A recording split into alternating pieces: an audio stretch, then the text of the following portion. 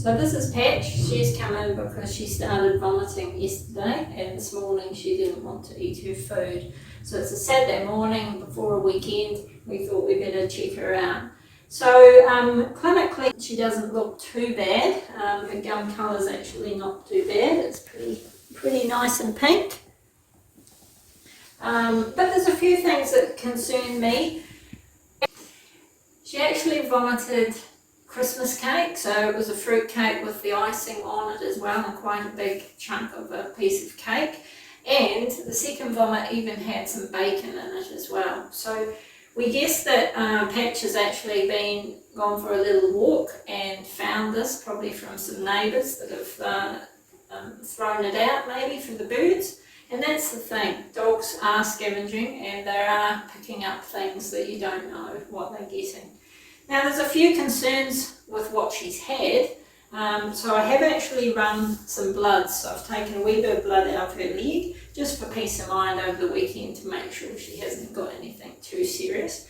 A few things that we worry about, certainly the raisins in the fruitcake can cause kidney issues, so we want to check her kidney enzymes. And also I want to check for pancreatitis, because Patch here is a little bit overweight.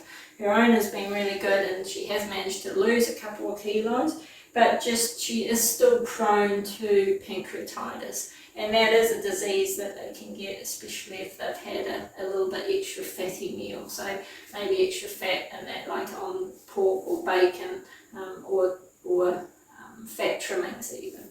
So we'll check out the pancreas enzymes on her blood as well and just make sure they're not too bad. So depending on what is seen on the bloods, we might have to keep her over the weekend, put her on a drip and intensive care, or maybe we can just get away with some medicines and at home. So the bloods will give us an idea of how to treat her. So thank you, Patch.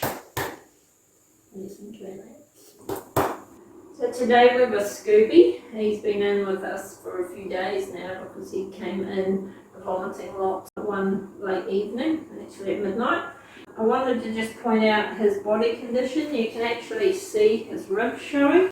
So he is really quite skinny, and that's because he's been vomiting and not very well. So we did some blood tests and some x-rays, and we could see on the x-ray there was something a bit unusual in his tummy.